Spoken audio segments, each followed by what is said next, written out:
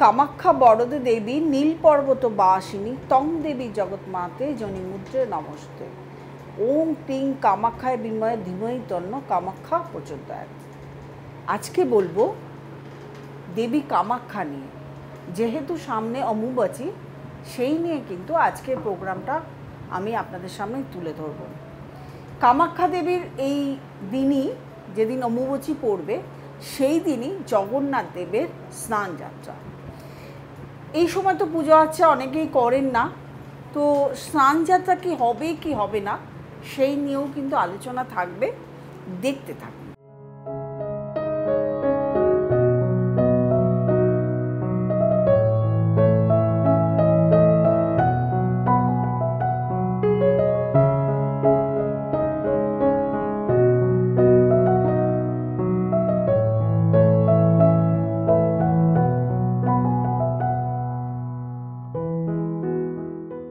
আগামী 22শে জুন 7ই আষাঢ় এই অম্বুবাচী। অম্বুবাচী কখন হয়? যখন আদ্রা নক্ষত্র শুরু হয়। এই আদ্রা নক্ষত্র প্রথম পাদে এই যে অম্বুবাচীর যাত্রা থাকে এবং এই 3 দিন এটা থাকে। যেমন একটি মেয়ে ঋজুমতি হলে সন্তান সম্ভবা হয়, ঋজুমতি না হলে সঠিকভাবে অনেক মেয়েই সন্তান সম্ভবা হতে পারে না, সেরকমভাবেই আমাদের এই ধরিত্রী ঋজুমতি হন এই দিন ধরা হয়। ধরিত্রী যখন ঋজুমতি হন তখন কিছু বিধি নিষেধ থাকে আমাদের, সেই বিধি নিষেধও আলোচনা করব। এই যে যখন ঋজুমতি হন তখন দেখা যায় যে এর পরেই ধরিত্রীতে অনেক ধরনের ফসল এবং অনেক ধরনের ফল, নতুন ধরনের ফল আমরা পাই, অনেক ফসল পাই। ঋজু একদম বসুন্ধরা শস্য শ্যামলা হয়ে যায়, অর্থাৎ বসুন্ধরা এই যে শস্য শ্যামলা হয়ে যায়, এগুলো তার সন্তান সন্ততি। তিনি আমার যেমন ঋজুমতি কন্যা যেমন সন্তান প্রসব করেন, সেরকমভাবেও তিনি ফল দিয়ে ফসল দিয়ে আমাদেরকে বাঁচিয়ে রাখে। আমরাও বসুন্ধরার সন্তান, আমাদের তো খেয়ে কিছু বাঁচতে হবে, সেই বাঁচার জন্য শস্য শ্যামলা ফলান কিন্তু এই বসুন্ধরায়। তাহলে এই সময়টা, এই যে অম্বুবাচীর সময়টাতে অনেক ধরনের বিধি নিষেধ আছে। কিছু কিছু জায়গায় অম্বুবাচীকে আমাবতী নামেও বলা হয়। এই অম্বুবাচী কামাখ্যা ধামে হয় এবং এই সময় কামাখ্যা ধামের মন্দির বন্ধ থাকে এই 3 দিন। যেদিন একদম যে মানে সময় আদ্রা নক্ষত্র পড়ে, সেই সময় থেকে মন্দিরের দরজা বন্ধ হয়ে যায় এবং মন্দিরের দরজা বন্ধ হয়ে গেলেও কিন্তু মন্দিরের সামনে ধূপ ধুনো দিয়ে ঠাকুরকে পুজো করা হয়, শুধু দেবী দর্শন হয় না। যখন এই 3 দিন চলে যায়, 3 দিন পরে দরজা খুলে দেবীকে স্নান করিয়ে তারপরে দেবীকে পুজো করা হয়। কামাখ্যা ধামে এই সময় প্রচুর লোকজন, নাগা সন্ন্যাসী এবং প্রচুর তান্ত্রিক থেকে শুরু করে সাধারণ মানুষ এই সময় যান, কয়েক লক্ষ এই সময় যান এবং বিশাল বড় মেলা হয় এবং তারা যান কিন্তু এখানে নিজের যেটা কামনা বাসনা আছে সেটা পূর্ণ করার জন্য। তান্ত্রিকরা যান নিজেদের পূর্ণতা অর্জন হনই এবং তাদের মন্ত্রগুলোকে জাগ্রত করার জন্য এবং তাদের মন্ত্রগুলোকে সেইখানে নিয়ে গিয়ে মন্ত্রগুলো শুদ্ধ করার জন্য যান। এই যে কামাখ্যা ধামে যাওয়া, আমিও যাব। তো আমার যাওয়াটা আমি এই সময় যাব না, কারণ আমি মন্দির দর্শন করতে চাই। আমি ওই মন্দির বন্ধ করা দেখব না, আমি দর্শন করব, পুজো দেব। সেই জন্য আমি অম্বুবাচী থেকে একটু পরে যাব। আমি যাব জুন মাসের 2 তারিখে এবং পৌঁছবো ওখানে 3 তারিখে। 3, 4, 5 এই 3 দিন যারা আসামের লোক আছেন, যারা আমাকে ওখানে দেখাতে চাইছেন বা যোগাযোগ করতে চাইছেন, অনেকেই আসাম থেকে আমাকে ফোন করেন যে আপনাকে দেখাতে চাই, সরাসরি দেখাতে চাই। অনেকে অনলাইন করছেন, যেহেতু আমি কলকাতাতে মানে থাকি, কিন্তু যারা ওইখানে আসামবাসী আসেন, যারা ওইখানে আমাকে দেখাতে চাইছেন, আমাকে 3 তারিখ, 4 তারিখ, 5 তারিখে 3 দিন আমাকে ওখানে পাবেন। আমাকে ফোন করে নেবেন, নিয়ে আমার সঙ্গে অবশ্যই আপনারা দেখা করতে পারবেন।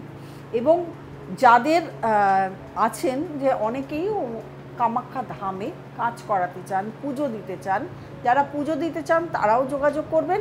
এবং কামাখ্যা ধামে যারা কাজ করাতে চাইছেন, গ্রহ প্রবলেম, আপনার শরীর নিয়ে প্রবলেম, আপনার আর্থিক প্রবলেম, আপনার বিবাহ প্রবলেম, আপনার সন্তানের পড়াশোনা নিয়ে প্রবলেম, আপনি কোনো সমস্যায় জর্জরিত হয়ে আছেন, বাস্তুতে প্রবলেম, আপনার নিজের আর্থিক লোন নিয়েছেন, মিটছে না, বা কাউকে টাকা দিয়েছেন ফেরত আসছে না, বা আপনি যে কাজ করছেন কিছুতেই এগোতে পারছেন না, সব ধরনের, আপনার শনির 7.5 চলছে, আপনার শনির ঢাইয়া চলছে, শনির দশা চলছে, সমস্ত ধরনের প্রবলেম যেটা একমাত্র পীঠ, মানে আমাদের যে পীঠ হয় 51টি পীঠ, তার মধ্যে কামাখ্যা ধাম হলো একটি পীঠ। সেই পীঠে কিন্তু এই সমস্ত কাজকর্মগুলো করলে একদম 100% সাকসেস হয়। এখন অবধি আমি তো দেখেছি যাদের কাজ করেছে 100% সাকসেস হয়েছে। যারা করাতে চাইছেন তারা অবশ্যই যোগাযোগ করে নেবেন। এবারে আসবো একটু অন্য কথায়। এই সময় কিছু নিয়ম রীতি আমাদেরকে পালন করে চলতে হয়। যেমন এই সময় মাটি খোঁড়া নিষেধ, ভূমিতে মাটিতে আকর্ষণ করা নিষেধ, কোনো শুভ কাজ এই সময় করা যায় না, গৃহপ্রবেশ, বিয়ে, অন্নপ্রাশন এবং পৈতে, এই ধরনের কোনো শুভ কাজ এই সময় করা যায় না।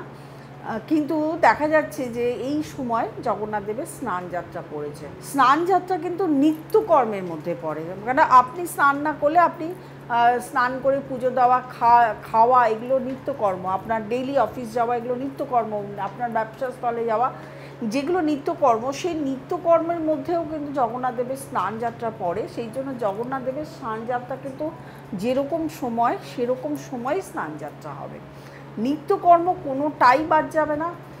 অনেক মন্দির বন্ধ থাকে, আপনার ঘরের যদি মন্দির থাকে আলাদা, আপনার বাড়িতে যদি মন্দির থাকে আলাদা, তাহলে মন্দিরের দরজা আপনি দরজা বন্ধ রেখে সামনে পুজো করতে পারেন। কিন্তু আপনার যদি কোনো গুরু থাকে, সেই গুরু পুজো কিন্তু নিত্য পুজোর মধ্যে পড়ে। আপনি গুরু পুজো বন্ধ করতে পারবেন না, গুরুদেবকে আপনার পুজো দিতেই হবে। এবার আপনার গৃহের মধ্যে যদি কোনো ঘরের মধ্যে যদি দেবতা থাকে বা দেবী থাকে, সেটা গৃহদেবী, সেটাও কিন্তু আপনার নিত্যকর্মের মধ্যে পড়ে। সেই নিত্যকর্ম কিন্তু আপনাকে, সেই নিত্যকর্মের মধ্যে কিন্তু আপনি দেবদেবীর পুজো করতে পারেন। যদি আপনার মন্দির হয় তাহলে 3 দিন পরে যখন অমাবস্যা ছেড়ে যাবে, সেই সময়ে আপনি আপনার মন্দির খুলে সমস্ত মন্দিরকে পরিষ্কার পরিচ্ছন্ন করে তারপরেই দেবীকে স্নান করিয়ে, দেবদেবী যারা থাকে তাদেরকে স্নান করিয়ে তারপরে আপনি পুজো অর্চনা করবেন। এবং অনেকে আছেন বিধবারা যারা অমাবস্যা পালন করেন, এই সময় তারা আগুনে পোড়া কোনো খাবার খান না, এবং তারা এই সময় ফল, আহার, সাবু এই সমস্ত খেয়ে থাকেন, এবং অমাবস্যা ছাড়লে তারা পুজো করেন। অনেকে আছেন এই সময় এই 3 দিন মাথায় শ্যাম্পু করেন না, তেল মাখেন না, মানে একদম সাত্ত্বিকভাবে তারা থাকেন। সেটা তো অনেকের নিজের উপর নির্ভর করে। অনেকের বাড়িতে নিজেদের একটা নিয়ম আছে যেটা বংশ পরম্পরায় চলে আসছে, সেই নিয়মও অনেকে পালন করে। নিয়ম পালন করার ব্যাপারে এটা পার্সোনাল ব্যাপার। তবে একটা জিনিস টোটকা হিসাবে দেব, এই সময় যদি আপনারা যে সমস্ত বিধবা মহিলারা যে মানে ফল মূল বা সাবু খেয়ে থাকছেন, তাদেরকে যদি একটু ফল সাবু কিনে দিতে পারেন, সেটা তারা ভক্ষণ করবে, তাহলে কিন্তু আপনি পুণ্য অর্জন করবেন। এটা কিন্তু টোটকা হিসাবে ধরে, কারণ সারা জীবন আমরা অনেক ধরনের কাজ করি, যে কাজ থেকে আমাদেরকে অনেক আমাদের অজান্তেই, আমরা জানি না, আমরা অনেকের ক্ষতি করে ফেলি, সেইগুলো কিন্তু পাপ কাজ। সেই পাপ কাজ থেকে পূর্ণ করার জন্য যারা এরকমভাবে অনেকেই আছেন যারা এই সময় সাত্ত্বিকভাবে থাকেন, তাদেরকে আপনি কিন্তু ফল, সাবু, মিষ্টি এগুলো কিনে দিয়ে আসতে পারেন। তারা সেগুলো গ্রহণ করবে এবং খাবে। যদি তারা খায় তাহলে বুঝবেন আপনার একটা পূর্ণ হলো, কাজ হলো। যারা কামাখ্যা ধামে কাজ করাতে চাইছেন তারা অবশ্যই আমার সঙ্গে যোগাযোগ করবেন। নিচে স্টলে যে নাম্বারটি যাচ্ছে সেই নাম্বারটিতে ফোন করে বুকিং করে চেম্বারে অথবা অনলাইন কনসালটেশন করে যোগাযোগ করবেন। আর যারা আসামে আছেন তারা অবশ্যই আমার সঙ্গে কামাখ্যা ধামে জুলাই মাসের 2, 3, 4, 5 2 তারিখ আমি রওনা দেবো। 3, 4, 5 এই 3 দিন আমাকে অবশ্যই যোগাযোগ করে ওখানে এসে আমাকে দেখাতে পারেন। আর যারা নতুন প্রোগ্রাম দেখছেন তারা অবশ্যই সাবস্ক্রাইব করবেন, লাইক করবেন, কমেন্ট করবেন, শেয়ার করবেন এবং নোটিফিকেশন অল বেলটি প্রেস করতে ভুলবেন না। প্রত্যেকে ভালো থাকবেন, আনন্দে থাকবেন। নমস্কার।